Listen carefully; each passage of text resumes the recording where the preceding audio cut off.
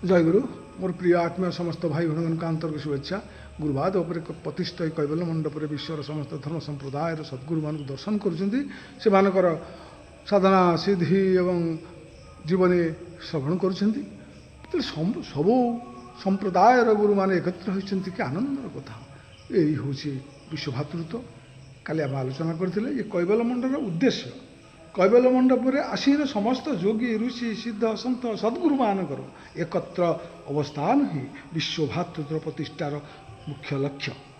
संसार जेपरी विभिन्न श्रेणी लोक मान एकत्र सहवासन वसुधैव कुटुम्बम बोली आमर धारणा जन्मे से ईश्वर सृष्ट यही दृष्टि सबकि ईश्वर ही हेब स्वयं ईश्वर नरतनुरे मानवीय लीला लीलारे खेलिया मानव को जन्म देते मानव समस्त प्राणी ठारू श्रेष्ठ बोली कारण ज्ञान ही केवल मानवर श्रेष्ठ संपद साधारण भाव अति मानस भाव को केवल यही माने जापरि नचेत पशु भाव में बंची रहा पड़ पारे से ज्ञान लाभ करने साधनार प्रयोजन धर्म धारा पथरे कर्मयोग करी आम साधनार प्रति सोपान अतिक्रम करी चरम भाव स्तर में पहुँची पार जो मैंने से स्तर में पहुँचा साधना अच्छा से दुई भाग में विभक्त करे एक विवेकी दूरे भक्त जो मैंने आत्मानाम विवेक विचार द्वारा आत्मस्वरूप लाभ निमित्त गृहस्थश्रम त्याग करती से मैंने ही विवेकी आउ जो मैंने सचिदानंद स्वरूप लाभ करने निमित्त व्याकुल हो गृहस्थम त्याग करती से भक्त कहुए जेकोसी भाव में होना कहीं गृहस्थाश्रम परित्याग करतु ना कहीं वैराग्य जे यार मूल कारण ए सन्देह ना से प्रथम ब्रह्मचर्य तापरे चित्तशुद्धि तापरे तंत्र किबा योग पथरे साधना करू करू ज्ञान लाभ पर प्रेम भक्ति लाभ करी जीवन मुक्त अवस्था पूर्ण आनंद अवस्थान करने को परमहंसर पदरे विश्राम करने को ही आमर चरम लक्ष्य है विधेय ये हूँ कैवल्य मंडपर वार्ता तेणु आम कैवल्य मंडपर उद्देश्य आम किसी जानिले एपर आसतु आज आज आत्मतत्व विषय अवगाही हो शुक्र और शोणित संजोग जो पंचभूतात्मक स्थूल देह तार पातल ठारू स्वर्ग पर्यंत आपाद मस्तक को आत्मतत्व कहती तंत्रवचन स्थूल देह पदतल ठारू मस्तक पर्यंत समस्त अवयव को चतुर्दश भुवन अर्थात सप्तदश पाताल सप्त स्वर्ग कहती ये चतुर्दश भुवनमय स्थूल देहटी जे पंचभूतात्मक जन्म मृत्यु एवं कौमार यौवन आदि विकारयुक्त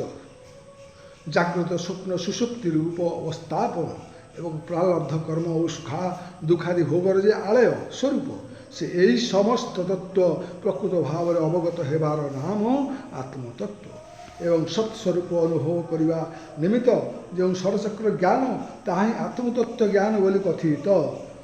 साधन व्यतीत माया विमोहित जीवर यही आत्मज्ञान सहजरे उदय हुए नहीं तेणु जम नियम साधना करने पर प्राणायाम द्वारा षडचक्र भेदपूर्वक समदम साधना कले यही आत्मज्ञान प्रस्फुटित हुए आत्मज्ञानर बीज समस्त देहरे निहित अच्छी किंतु ताहार साधना बा अभ्यास न कले ताहा प्रस्फुटित बा वर्धित बा प्रकाशित हो पारे नहीं एथिपाई साधनार प्रयोजन होता है साधना कले आत्मज्ञान जन्मे ये हूँ ज्ञान मार्गर कथा आम आलोचना कले तेणु साधना ही आमको सिद्धि पथरे नहीं जीव आज महापुरुष चरित्र संपर्क में सन्थ विश्वामिक विषय जाना उत्कलय जगन्नाथ संस्कृति धर्म धराणर प्रतिष्ठाता थे सन्त विश्वामित्र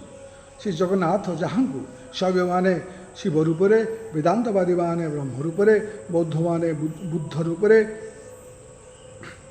जैन नैयायिक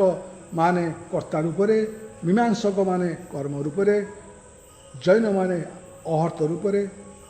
ସେବା କରନ୍ତି। ସେହି ତ୍ରୈଲୋକ୍ୟନାଥ ହରି ଶବର ସଭ୍ୟତାର ଶବରୀ ଦେବତା ନୀଳମାଧବ ରୂପରେ ପୂଜିତ ହେଉଥିଲେ। ସେ ତାଙ୍କ ଦାରୁ ବିଗ୍ରହ, ସେହି କଳ୍ପବଟ, ସେହି ରୋହିଣୀ କୁଣ୍ଡ, ସେହି ନିର୍ମାଲ୍ୟ ଏବେ ବି ଉତ୍କଳୀୟ ଆଧ୍ୟାତ୍ମିକ ଚେତନାର ପବିତ୍ର ପାବନୀ। ସେହି ଶବର ଠାକୁର ଆଜି ଜଗତ ଠାକୁର। ସେହି ବିଶ୍ୱ ଅବସର ଦାୟଦମାନଙ୍କର ସେବା ଯତ୍ନ ପାଇଁ ଜଗତ ଠାକୁର ଜଗନ୍ନାଥଙ୍କର ଏ ନବଦ୍ୱୀପ ବ୍ୟାପୀ ରଥଯାତ୍ରା। ସେ ଯେ ଭକ୍ତ ବିଶ୍ୱ ଅବସୁ ନିଜ ଠାକୁରଙ୍କୁ ଲୋକଲୋଚନକୁ ଅଗୋଚରରେ ନିଘଞ୍ଚ ଅରଣ୍ୟରେ ମଧ୍ୟରେ ପର୍ବତ ବେଷ୍ଟିତ ଗୁମ୍ଫା ମଧ୍ୟରେ ଲୁଚାଇ ରଖି ପୂଜା କରୁଥିଲା। ଯାହାର ପୂଜା ବିନା ସେ ଜଳ ସୁଦ୍ଧା ସ୍ପର୍ଶ କରୁନଥିଲା। ଯାହାଙ୍କୁ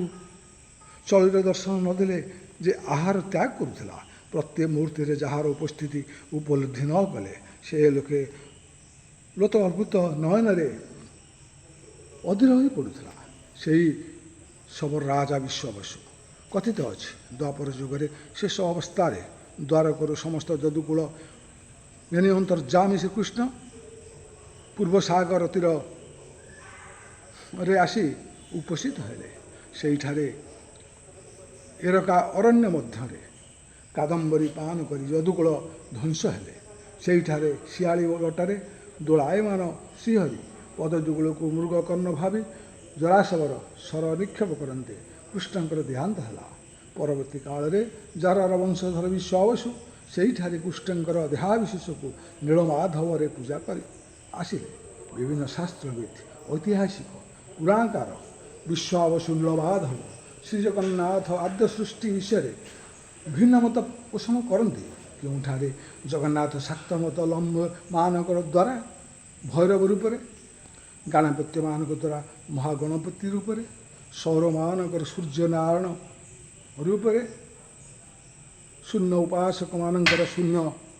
ପୁରୁଷ ରୂପରେ, ନୃସିଂହ ଉପାସକମାନଙ୍କ ଦ୍ୱାରା ଆଦି ନୃସିଂହ ରୂପରେ, ରାମ ଓ କୃଷ୍ଣଙ୍କ ଉପାସକମାନଙ୍କ ଦ୍ୱାରା ରାମକୃଷ୍ଣ ଭାବରେ ଓ ଅନ୍ୟ ଅନେକଙ୍କ ଦ୍ୱାରା ନୀଳମାଧବ ରୂପରେ ପୂଜିତ ବର୍ଣ୍ଣିତ।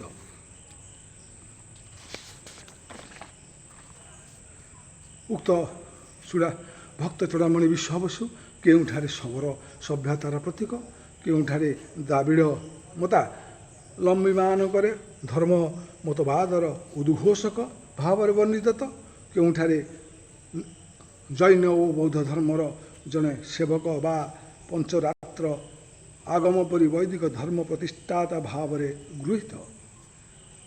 ଦାରୁ ବିଗ୍ରହ ଶ୍ରୀଜଗନ୍ନାଥ ଓ ଶବର ଦେବତା ନୀଳମାଧବ ଯେ ଏକ ଅଦ୍ୱିତୀୟ, ଏଥିରେ ପୁରାଣକାର ତତ୍ତ୍ୱବିତ୍ ଐତିହାସିକ ବର୍ଣ୍ଣନା କରିଅଛନ୍ତି। ସେହି ପୁରୁଷୋତ୍ତମ ନୀଳଗିରିବାସୀ ନୀଳକନ୍ଦରରେ ସଂସ୍ଥାପିତ ଦେବାର୍ଚିତ ପ୍ରଭୁ ନୀଳମାଧବ ଗତିମୁକ୍ତିର ଆଧାର ସ୍ୱୟଂ ପରମ ବ୍ରହ୍ମ। ତାଙ୍କର ଏକ ନିଷ୍ଠ ଏକାଗ୍ର ସେବକ ଭକ୍ତ ବିଶ୍ୱବସୁ ଓଡ଼ିଆ ପ୍ରାଣର ଭକ୍ତଜନ ପ୍ରେମ ରସର ଅମୀୟ ମନ୍ଦାକିନୀ ରାଜାର ଭକ୍ତି ଯୋଗରେ ଭକ୍ତିର ଈଶ୍ୱର ପ୍ରାପ୍ତିର ଆଦର୍ଶ ଉତ୍କଳୀୟ ଚେତନାଶୀଳ ମାନବ ସମାଜ ନିକଟରେ ସଂସ୍ଥାପିତ କରି ଯାଇଅଛନ୍ତି। ସନ୍ଥ ବିଶ୍ୱବସୁ ଉତ୍କଳୀୟ ଜାତୀୟ ଜୀବନକୁ ଭକ୍ତି ପ୍ରେମ ତତ୍ତ୍ୱ ତାର ମହାମନ୍ତ୍ର ଦେଇ ସଭ୍ୟତାର ଅୟରମ୍ଭରେ ଯେଉଁ ଆଧ୍ୟାତ୍ମିକ ଧର୍ମଧାରଣର ଉଦ୍ଘୋଷକ କରିଯାଇଅଛନ୍ତି, ତାହା ଓଡ଼ିଆ ପ୍ରାଣକୁ ଶତାବ୍ଦୀ ଧରି ନିନାଦିତ ତଥା ସଂସ୍କୃତ କରୁଥିବ। ଏଭଳି ପରମ୍ପରା ଯୁଗ ଯୁଗ ଧରି ଚାଲୁଥିବ। ଏଥିରୁ ଜାଣିଲେ ଆମେ କିଭଳି ଭାବରେ ଜଗତର ଠାରୁ ଜଗନ୍ନାଥଙ୍କର ମହିମାରେ ବିଶ୍ୱବସୁରୁ ଯେଭଳି ଭକ୍ତ ସଂଶ୍ଳିଷ୍ଟ, ଏହି ହେଉଛି ତାହାର କର୍ମଯୋଗ ଧର୍ମଧାରା ଏବଂ ତପସ୍ୟା ଯୁଗ ଏବଂ ସିଦ୍ଧ ଦେହର ଆତ୍ମାର ଗତି ମୁକ୍ତି ପ୍ରୀତି ସବୁର କିଛି ସମାହାର ବିଶ୍ୱବସୁ ନିକଟରେ ପ୍ରାପ୍ତ ହୋଇଛି। କେବଳ ସେହିଭଳି ପ୍ରଭୁଙ୍କ ପାଖରେ ଅଚଳାଚଳ ଭକ୍ତି ଏବଂ ସେବା କାର୍ପଣ୍ୟତା ଦେବୁ। ତେଣୁ ଆମେ ଗୁରୁ ଗ୍ରହଣ କରି ଧର୍ମଧାରା ପଥରେ କର୍ମ କରିଯୋଗ କରି ଏବଂ ଗୁରୁଙ୍କର ପଦାଶ୍ରିତ ହୋଇ ଯଦି ଆମେ କାମ କରିବା ତାହେଲେ ନିଶ୍ଚୟ ହିଁ ସଫଳ ହେବା। ଏହା କୈବଲ୍ୟ ମଣ୍ଡପର ବାର୍ତ୍ତା। ଜୟ ଗୁରୁ ଚରଣନାଥ କି ଜୟ, କୈବଲ୍ୟନାଥ କି ଜୟ, ଆନନ୍ଦନାଥ କି ଜୟ।